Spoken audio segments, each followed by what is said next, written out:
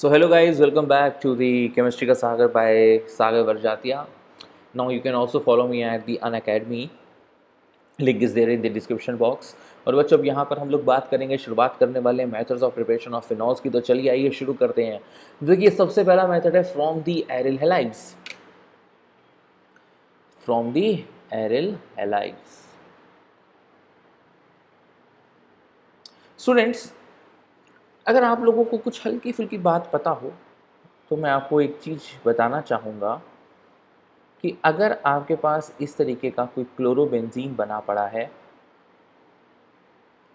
और इसकी रिएक्शन आप एक्वस केवेज के साथ कराने की कोशिश कर रहे हो, तो क्या आपको कोई प्रोडक्ट मिलेगा? मेरे हिसाब से नहीं मिलेगा। क्यों? क्योंकि अगर आप रूम टेम्परेचर पे डील कर रहे हो किसी रिएक्शन को और वो भी एरिल हैलाइड की बात कर रहे हो, तो भैया न्यूक्लियोफिलिक सब्स्टिट्यूशन करना मुश्किल ही नहीं, हा नामुमकिन होता है। क्यों नामुमकिन होता है? नामुमकिन इसलिए होता है क्योंकि ये जो क्लोरीन पर बैठे चंद लोन पेयर हैं, ये प्लस आर इफेक्ट की वजह से यहाँ पे रेजोनेंस करेंगे और पार्शियल डबल बॉन्ड करेक्टर आ जाएगा। So since there is the development of the partial double bond character between the benzene and the halogen group, therefore there will be no nucleophilic substitution reaction easily in this case. So now what we can do? We can do one thing. हम लोग इनके साथ खेल खेल सकते हैं। अगर हम हाई टेम्परेचर हाई प्रेशर दे दें, जो कि हमारे डाउस प्रोसेस में कहा गया है, ठीक है, साइंटिस्ट नेम अ नेमिंग रिएक्शन डाउस प्रोसेस। इसमें क्या है कि देखो, आप पहले रिएक्शन समझ लो कि आपने एक क्लोरोबेंजीन लिया, क्लोरोबेंजीन की रिएक्शन आपने 2 मोल्स ऑफ NaOH के साथ करा दी, टेम्परेचर 623 केल्विन, प्रेशर 320 एटमॉस्फेयर। ये ज़रूर ध्यान रखना, अगर ये दोनों चीज़ें नहीं ली तो खेल बिगड़ जाएगा। ऐसा लेने से क्या होगा, चलिए देखते हैं। हम आपके सामने ये रिएक्शन करके दिखा रहे हैं कि हमने क्या क्या लिया और क्या क्या मिल रहा है। हमने क्लोरोबेंजीन लिया और उसके साथ हमने 2 मोल NaOH ले लिए। बड़े ध्यान से देखिएगा बच्चों, क्या होने वाला है। यहाँ से पहली बात तो वाटर मॉलिक्यूल निकलेगा, दूसरी बात यहाँ से इस तरफ से NaCl निकलेगा। अब ले देकर तुम्हारे पास क्या बच रहा है, देख पा रहे हो, ONa। ये ONa तुम्हारा इस बेंजीन के जार पर लटक जाएगा, तो ये बन जाएगा हमारा सोडियम फिनॉक्साइड। अब सोडियम फिनॉक्साइड में पार्शियल नेगेटिव आता है O नेगेटिव पे और पार्शियल पॉजिटिव आता है सोडियम पे। डाइल्यूट HCl एसिड डालेंगे, Na यहाँ से निकल जाएगा, Cl तो ऑलरेडी निकल ही जाएगा बड़े आराम से, तो NaCl और इस HCl का H यहाँ पर जुड़ जाएगा, तो ये बन गया आपका फिनॉल। बच्चों अब इसकी मैकेनिज़्म की बात करते हैं, ठीक है। तो मैकेनिज़्म के लिए मैंने यहाँ पे लिखी हुई है, लेकिन मैं आपको क्या करता हूँ, आपको थोड़ा सा समझा देता हूँ। Mechanism is not there in their course, ये अपने कोर्स में नहीं है, इस बात का भी ध्यान रखिएगा आप। बट रिएक्शन कैसे हुई ये समझना बहुत ज़रूरी होता है। देखो, हमने क्लोरोबेंजीन लिया था, बड़े ध्यान से समझना, और क्लोरोबेंजीन में हमने NaOH डाला था। NaOH बेसिक है, एक स्ट्रॉन्ग बेस है, तो वो OH माइनस प्रोवाइड करता है। अच्छा, कार्बन बेंजीन में ये जो कार्बन के जितने भी हैं C6H6 होता है ना, ये जितने भी कार्बन होते हैं ये सारे के सारे sp2 हाइब्रिडाइज्ड होते हैं। sp2 हाइब्रिडाइज होने से इनकी एसिडिक स्ट्रेंथ अच्छी खासी होती है, एसिडिक करेक्टर होता है। भाई S character is directly proportional to electronegativity, जिनको नहीं पता बता रहा हूँ। So now what happen is sp3 में S करेक्टर 25% होता है, sp2 में S करेक्टर 33.33% होता है, sp हाइब्रिडाइजेशन में S करेक्टर 50% होता है। तो जैसे जैसे S करेक्टर बढ़ेगा वैसे वैसे इलेक्ट्रोनेगेटिविटी बढ़ेगी सेंट्रल एटम की, और वैसे वैसे आपका एसिडिक स्ट्रेंथ बढ़ेगा। तो sp2 में जो ये कार्बन है, यानी कि ये जो इसका हाइड्रोजन है, ये अच्छा खासा एसिडिक नेचर का है। इस बात का फायदा ये बेस OH माइनस उठाएगा और इस H प्लस को कहेगा चलो बेटा मेरे साथ, और ये H प्लस लेकर निकल जाएगा।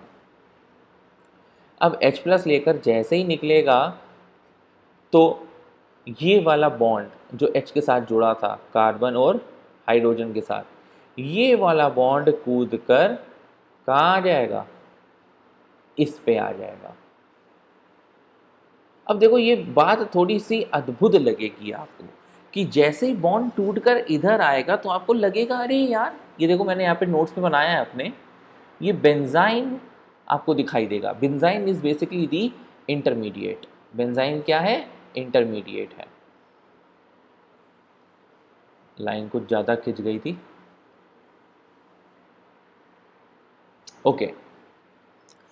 लेकिन बेंजाइन में आपको ये दिख रहा होगा कि कार्बन की तो सर टेट्रावेलेंसी होती है, तो इसने ये डबल बॉन्ड कैसे बना दिया। अगर आप यहाँ पे कार्बन की वैलेंसी देखेंगे तो वो टेट्रावेलेंसी से ऊपर चला गया। तो बेटा इसीलिए तो ये बेंजाइन नाम की चीज़ आपकी रिएक्टिव इंटरमीडिएट है। बेंजाइन नाम की चीज़ आपकी हाईली रिएक्टिव नेचर की है। ये बॉन्ड जैसे ही बनाता है, कार्बन अपनी टेट्रावेलेंसी को संपूर्ण करने के लिए Cl माइनस को हटा देता है। Cl minus is a very good leaving group, तो इसलिए यहाँ पे बेंजाइन बनता है। हालांकि टेट्रावेलेंसी की धज्जियाँ अभी भी उड़ी हुई हैं, है ना। तो benzene is basically the reactive intermediate.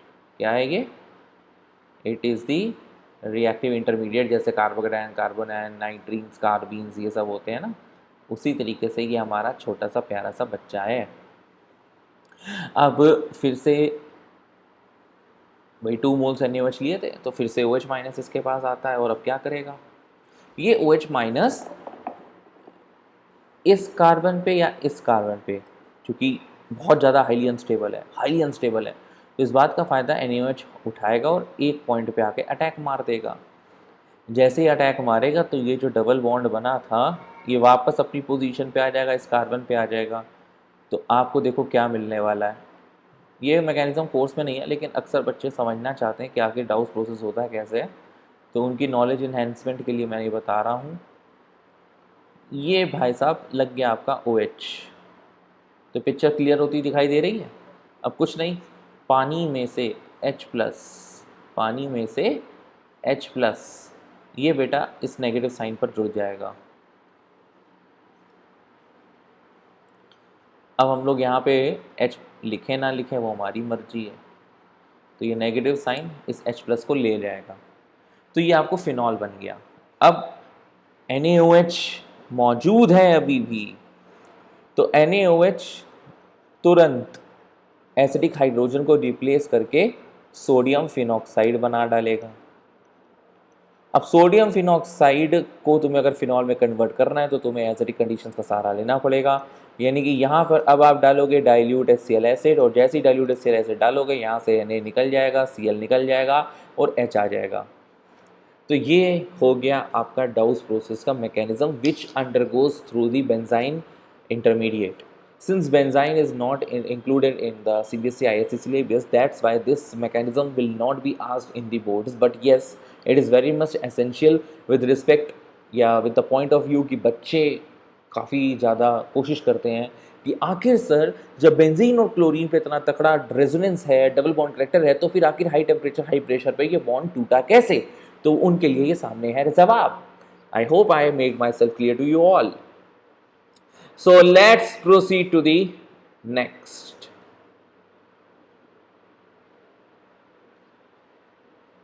और कमेंट बॉक्स में बच्चों मुझे बताते रहिएगा कि आपको ये मेरा मेथड पढ़ाने का कैसा लग रहा है. If you finding it interesting then I will continue to do the same. ठीक है, okay. So next process is from cumene. Cumene क्या होता है, isopropyl benzene. Common name IUPAC name दोनों लिखे हुए हैं. अब सबसे पहले बात, रिएक्शन आपकी यहीं से स्टार्ट होगी क्योंकि फ्रॉम क्यूमीन है. क्यूमीन कैसे मिला ये भी जानना बहुत ज़रूरी है, पेपर में अक्सर पूछ लिया जाता है.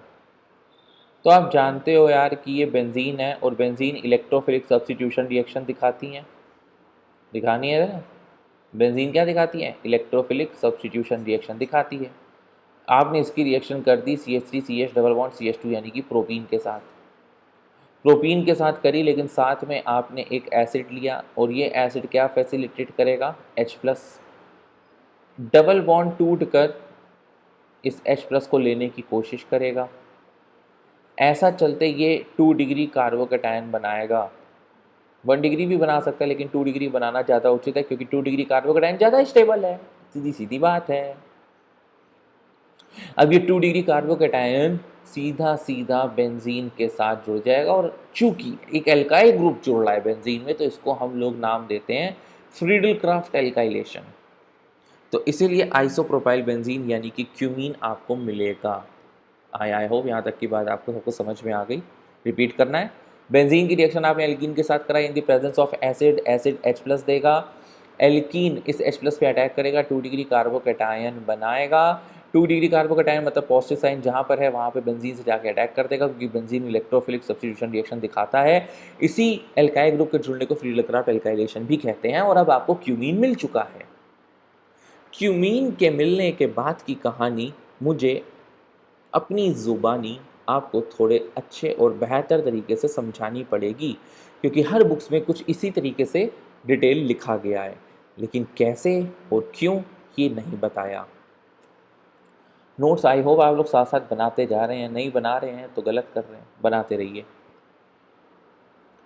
तो देखिए बच्चों, आपके पास इस तरीके का एक आइसोप्रोपाइल बेंजीन ग्रुप बन चुका है। ठीक, इसका हम लोग एरियल ऑक्सीडेशन करने वाले हैं। क्या करने वाले हैं? Aerial oxidation. एरियल ऑक्सीडेशन का मतलब O2 के साथ रिएक्शन, O2 मतलब ये। ठीक, अब बेटा होमोलिटिक फिजन होने वाला है। O के बीच में कोई इलेक्ट्रॉन नेगेटिव डिफरेंस तो है नहीं है, तो जब ये पाई बॉन्ड टूटेगा तो ये एक इलेक्ट्रॉन इसका इसके पास चला जाएगा। ठीक, ये एक इलेक्ट्रॉन इसका इसके पास चला जाएगा। मिलेगा क्या? O पे फ्री रेडिकल, इधर O पे फ्री रेडिकल। अच्छा, यहाँ पर बेंजीन है और बेंजीन पे ये वाला जो कार्बन है ये बेंजाइलिक कार्बन है, और फ्री रेडिकल की स्टेबिलिटी की माने तो बेंजाइलिक फ्री रेडिकल सबसे ज़्यादा स्टेबल होते हैं। यानी कि अगर ये फ्री रेडिकल्स O.O पर ऑक्साइड ये अगर अटैक मारेंगे बेंजीन पे तो बेंजाइलिक पे ही मारेंगे, क्योंकि दैट इज़ मोर स्टेबल। तो यहाँ से CH बॉन्ड का भी क्लीवेज होगा। जैसे ही CH बॉन्ड का क्लीवेज होगा वैसे इस कार्बन पे भी डॉट आएगा और इधर इस H पे भी डॉट आएगा। अब बेटा तुमको ये जो O2 मॉलिक्यूल है, ठीक है, ये O2 मॉलिक्यूल यहाँ पर ऐड करवाना है। तो बेटा ऑब्वियस की बात है, एक ऑक्सीजन इस कार्बन के साथ जुड़ जाएगा, अपनी स्टेबिलिटी को प्रूफ कर देगा, और एक ऑक्सीजन इस हाइड्रोजन के साथ जुड़ जाएगा। सबका भला हो गया। ये जो O.O थे ये सीधा आकर C और H के बीच में फिक्स हो गए। तो ऐसी चीज़ को बोलते हैं क्यूमीन हाइड्रो परऑक्साइड। आप ये देख पा रहे हैं, ठीक है? पक्का पक्का ना? परऑक्साइड क्यों? O सिंगल बॉन्ड O का फॉर्मेशन हो रहा है। अब इसके बाद क्या हो रहा है? इसके बाद डाइल्यूट H2SO4 ले रहे हैं, यानी कि डाइल्यूट H2SO4 क्या देगा? H+ देगा। अब जैसे कोई चीज़ H+ देती है तो भैया एल्कोहल उसको तुरंत प्रोटोनेट करने की कोशिश करता है। तो ये OH इस H+ को कहेगा चलो बेटा मुन्ना मेरे साथ आ जाओ। तो ये जैसे ही इसके साथ आएगा तो कुछ आपका स्ट्रक्चर देखो, मैं बेंजीन की जगह पीएच लिख रहा हूँ, है ना। ओ पे पॉजिटिव घोर पाप होता है ऑर्गेनिक केमिस्ट्री में, बहुत बार मैं आपको समझा चुका हूँ, तुरंत बॉन्ड तोड़ने की कोशिश करेगा। ओ इलेक्ट्रोनेगेटिव एटम, इलेक्ट्रॉन खींचने की क्षमता रखता है। पॉजिटिव भी इलेक्ट्रॉन का प्यासा है, इलेक्ट्रॉन खींचने की क्षमता रखता है। अब तुम इलेक्ट्रोनेगेटिव एटम पे ही पॉजिटिव चार्ज लगा दोगे तो सोने पे सुहागा चीज हो जाएगी, यानी कि उसकी इलेक्ट्रॉन खींचने की क्षमता बहुत तगड़ी हो गई। अब ये बॉन्ड तोड़कर भागेगा। अब कौन सा बॉन्ड तोड़ेगा? आइए देखते हैं। ये बॉन्ड तोड़ेगा ये वाला, क्योंकि water molecule is a good leaving group, यहाँ से वाटर मॉलिक्यूल निकलने की कोशिश करेगा। अब साइमल्टेनियसली स्टेप्स कुछ होने वाले हैं, जरा ध्यान देना। जैसे ही यहाँ से वाटर मॉलिक्यूल निकलने की कोशिश करेगा, दूसरी तरफ से यहाँ पर तुम देख रहे हो ये वाला जो ऑक्सीजन है ये वाला, इस पे आने वाला होगा पॉजिटिव चार्ज। अब इस पॉजिटिव चार्ज को रोकने के लिए तुम्हारे पास माइग्रेशन होगा। किस चीज़ का माइग्रेशन होगा? या तो तुम मिथाइल का माइग्रेशन कर सकते हो या तुम फिनाइल का माइग्रेशन कर सकते हो। तो तुम्हें ये देखना है कि O के पॉजिटिव कौन ज़्यादा स्टेबलाइज कर रहा है। CH3 आने से O पॉजिटिव ज़्यादा स्टेबलाइज होगा कि फिनाइल? फिनाइल के आने से, फिनाइल के आने से O पॉजिटिव रेजोनेंस के थ्रू स्टेबलाइज्ड होगा, तो हम लोग फिनाइल का शिफ्ट कर देंगे, फिनाइल शिफ्ट। तो बेटा देखो आपका मॉलिक्यूल इस तरीके से दिखाई देगा, CH3 CH3, फिनाइल शिफ्ट हो गया तो यहाँ पे पॉजिटिव चार्ज आ गया O, और यहाँ पर आ गया बेंजीन। क्लियर क्लियर क्लियर, पक्का? बता, पॉज करके रिवाइंड करके फिर से समझ लो, कोई दिक्कत नहीं है, 2-3 बार समझो यार, यही तो वीडियो लेक्चर्स का बेस्ट बेनिफिट आप उठा सकते हैं। अब क्या होगा, अब वाटर मॉलिक्यूल अटैक करेगा, वाटर मॉलिक्यूल इस इलेक्ट्रोफिलिक सेंटर पे अटैक करेगा। जैसे ही अटैक करेगा बच्चों, घोर बदहवासी छा जाएगी, क्योंकि फिर से O पर पॉजिटिव आ गया, O पे पॉजिटिव होता है घोर पाप, और इस घोर पाप को धोने के लिए एक H+ निकलेगा, है ना। अब बड़े ध्यान से समझिएगा, इस O पॉजिटिव के लिए ये H+ को हमें निकालना पड़ेगा। क्लियर? अब ये AH+ से जा ही रहा होगा, तो बेंजीन के साथ जो ये ऑक्सीजन जोड़ा है वो सोचेगा चलो भाई तुम हमारा ही भला कर दो, तुम मेरे पास आ जाओ, ठीक है, तुम कहाँ आ जाओ, मेरे पास आ जाओ। ऐसा क्यों भाई, ऐसा होने से उसको कुछ लाभ है क्या? बिल्कुल लाभ है, चलिए देखते हैं आखिर उसको क्या लाभ है। मुझे यहाँ पे थोड़ी सी जगह चाहिए होगी, सो आप इस मॉलिक्यूल को एज इट इज़ मैं नेक्स्ट पेज पे कॉपी अप करता हूँ, ठीक है।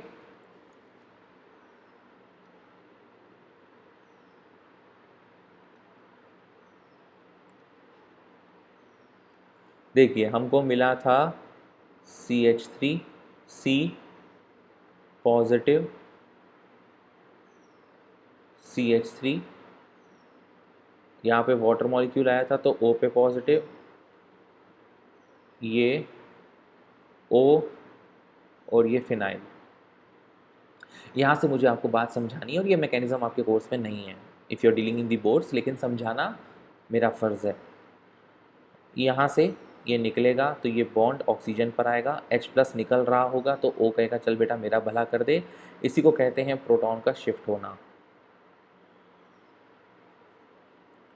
प्रोटॉन शिफ्ट होगा तो CH3C CH3, नीचे तो OH बच जाएगा।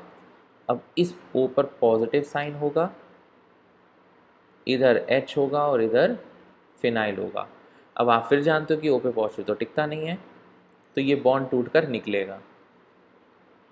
तो देखो बच्चों, तुम्हें ये बन गया तुम्हारा फिनॉल, आई ना गजब वाली बात।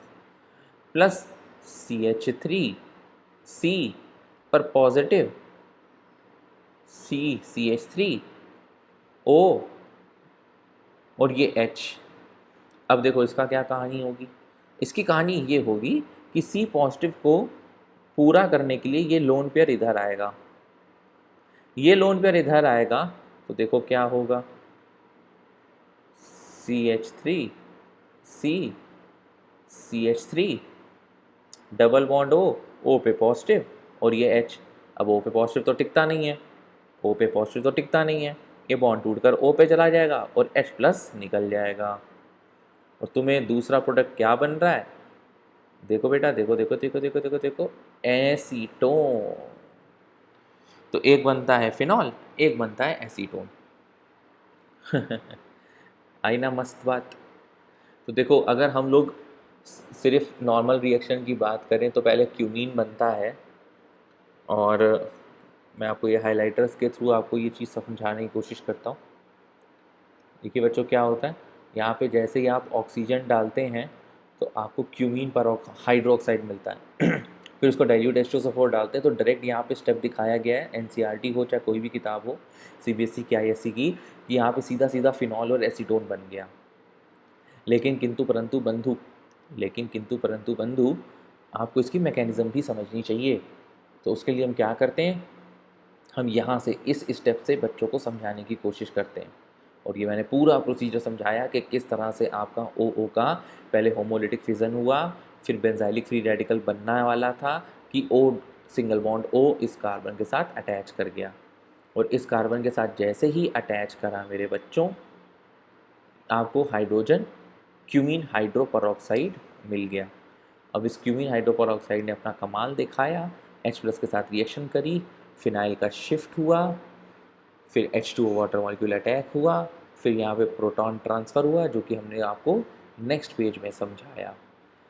प्रोटॉन का ट्रांसफ़र होते हुए आपको फिनॉल मिला, और फिर फिनॉल के साथ आपको एक एसीटोन मिला। I hope I am make myself clear to you all. अगर नहीं समझ में आ रहा है तो एक बार फिर से वीडियो को रिवाइंड करके देख लो, ठीक है, कोई हर्जा नहीं उसमें। So come moving on to the next page, from benzene sulphonic acid. चलिए, बड़ा आसान सा है ये।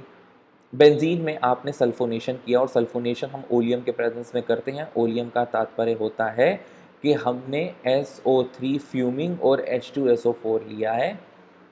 इसके चलते हमें बेटा एक इलेक्ट्रोफाइल जनरेट होता है SO3H+, और ये हमारा जो इलेक्ट्रोफाइल है SO3H+, ये बेंजीन के साथ जुड़ता है और बेंजीन सल्फोनिक एसिड बनाता है, जो आपको सामने यहाँ पे दिख रही है। अब चूंकि sulphonic acid highly acidic nature का है, तो NaOH के साथ जैसी रिएक्शन होगा, एसिड बेस मिलकर वाटर मॉलिक्यूल निकाल देगा। तो बच्चों, जैसे ही यहाँ से H+ निकला तो यहाँ पर आ गया Na, इसको क्या बोलते हैं, सोडियम बेंजीन सल्फोनेट। अब इसका फिर से, जैसे हमने डाउस प्रोसेस में 2 मोल्स NaOH लिए थे, हाई टेम्परेचर लिया था, हमने वही चीज़ यहाँ पर भी करवाई। इसको हम करवाते हुए दिखा देते हैं आपको।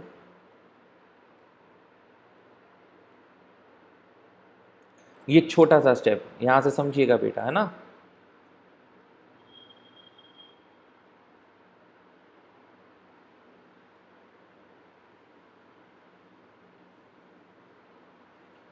आपने SO3Na लिया, इसकी रिएक्शन आपने 2 मोल्स NaOH के साथ करा दी।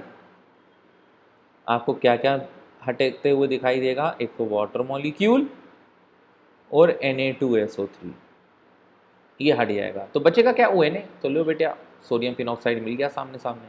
अब डाइल्यूट एसिड डालेंगे तो फिनॉल बन जाएगा, simple. Next, from diazonium salt. Diazonium salt is one of the most important method, क्योंकि ये हम लोगों को फिर से एक बार वहाँ मिलेगा, कहाँ पे, जब हम लोग एमाइंस या एनिलीन्स चैप्टर पर कवर अप करेंगे। इस रिएक्शन को बोलते हैं डायजेटाइजेशन रिएक्शन। के सामने इसका नाम लिखा है कि जब भी आप एनिलीन को NaNO2 प्लस HCl के साथ 0 to 5 डिग्री सेल्सियस पे हीट करते हैं, तो आपको एक unstable compound benzene diazonium chloride मिलता है, बेंजीन के ऊपर N2+Cl-।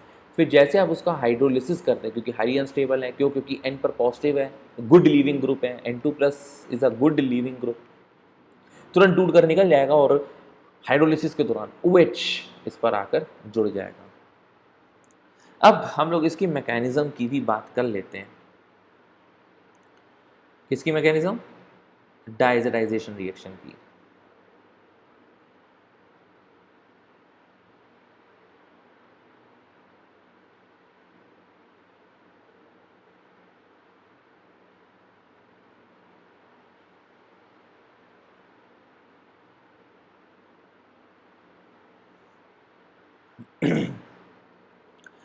जैसे आपने एक RNH2 लिया, RNH2 की रिएक्शन आपने किसके साथ करानी होती है, NaNO2 plus HCl। NaNO2 plus HCl मिलकर बेटा आपको देता है निट्रस एसिड HONO प्लस NaCl। तो बेसिकली आपकी RNH2 की रिएक्शन HONO के साथ होने वाली है। अच्छा, इससे पहले मैं आपको बता दूं कि HONO चूँकि आप स्ट्रॉन्ग एसिड यहाँ लेते हो HCl, तो H+ के साथ फिर से रिएक्ट करता है। OH अपनी आदत से मजबूत प्रोटोनेट होने की कोशिश करता है, तो यहाँ पर आपको प्रोटोनेशन होता हुआ दिखाई देता है, ठीक है। Water is a good leaving group, इसलिए ये निकल जाता है, बन जाता है आपका नाइट्रोसोनियम आयन प्लस वाटर। इसको क्या कहते हैं, नाइट्रो सोनियम आयन। अब ये नाइट्रोसोनियम आयन RnH2 के साथ रिएक्ट करेगा। तो हमने क्या लिया, RnH2। RnH2 की रिएक्शन किसके साथ कराई, NO के साथ।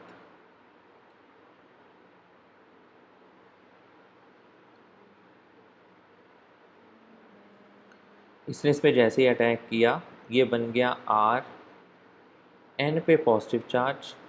इस N के साथ आपके 2 हाइड्रोजन ऑलरेडी जुड़े थे और ये रहा NO। अब नाइट्रोजन पे पॉजिटिव चार्ज तो टिकता नहीं है क्योंकि इलेक्ट्रोनेगेटिव एटम है, तो ये कहेगा चलो बेटा H+, तुम अपने घर को रवाना हो जाओ। अब H+ जा ही रहा होगा कि ये ऑक्सीजन इसको रोक लेगा, कहेगा चल भाई मेरा मेरा फ़ायदा कर दे।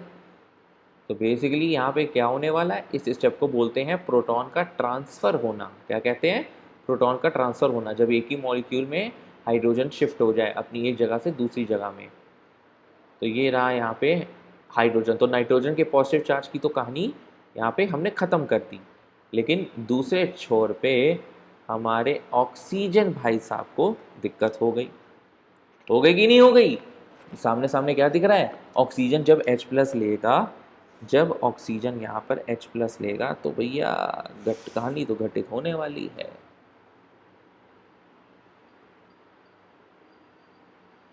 भाई N पे डबल बॉन्ड O था, ये मैं दिखाना भूल गया, और इस पॉजिटिव चार्ज के थ्रू ये हाइड्रोजन को ले लेगा। अब पॉजिटिव चार्ज क्यों आया, क्योंकि हाइड्रोजन लिया ना।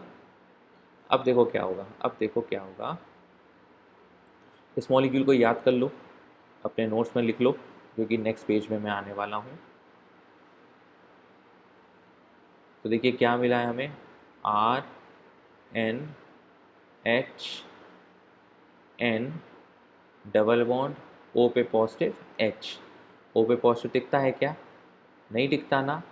तो अब बॉन्ड कहाँ से टूटेगा, OH वाला बॉन्ड टूटेगा कि डबल बॉन्ड O, बिल्कुल सही, double bond O, double bond O। तो RnH सिंगल बॉन्ड N, और यहाँ पर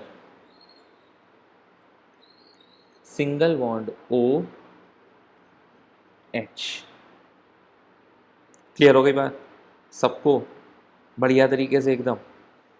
अच्छा एक बात का ध्यान रखना, जैसे यहाँ से डबल बॉन्ड टूटा और O पॉजिटिव पर गया, तो इस नाइट्रोजन का क्या, इस नाइट्रोजन पे क्या पॉजिटिव चार्ज आना लाजमी नहीं है, बिल्कुल लाजमी है, क्योंकि जल्दी से फ़ोन रखो, क्योंकि दूसरे कॉल में जमाना आजमी है ना। रेड एफएम देखते रहिए, सुनो सुनो लाइव बनाओ। तो अब इस एन पे पॉजिटिव आना बड़ी दुखित बात है। तो नाइट्रोजन भाई है, तू मेरा तू मेरा तू मेरा भाई नहीं है, ऐसा नाइट्रोजन दूसरे नाइट्रोजन को कहेगा और अपना लोन पेयर दे देगा। अब दिक्कत ये है, इस नाइट्रोजन पे पॉजिटिव चार्ज आ गया है ना, थोड़ा दिमाग पागल करने वाली कहानियाँ हैं यहाँ पे।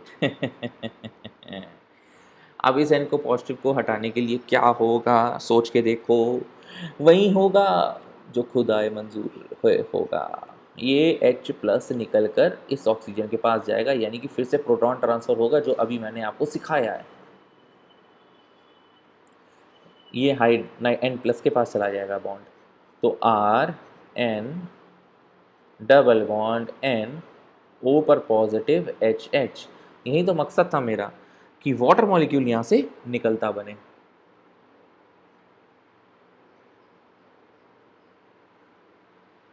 अच्छा जैसे ही वाटर मॉलिक्यूल जाएगा, अब दिक्कत एक आपके सामने और आ जाएगी,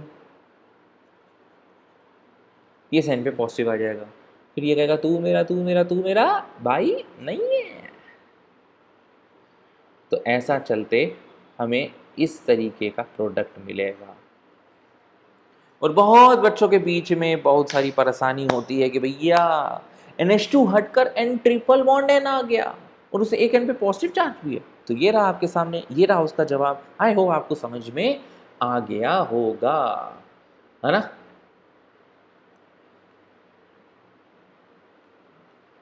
चलिए नेक्स्ट, बाय डी कार्बोक्सिलेशन। भैया बचपन से पढ़ते आ रहे हैं, डी कार्बोक्सिलेशन में क्या होता है, CO2 मॉलिक्यूल निकल जाता है, किसके साथ, सोडा लाइम के साथ।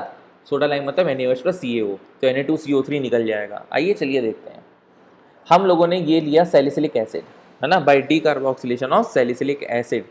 इसका नाम याद रखिएगा, काफ़ी काम की चीज़ है।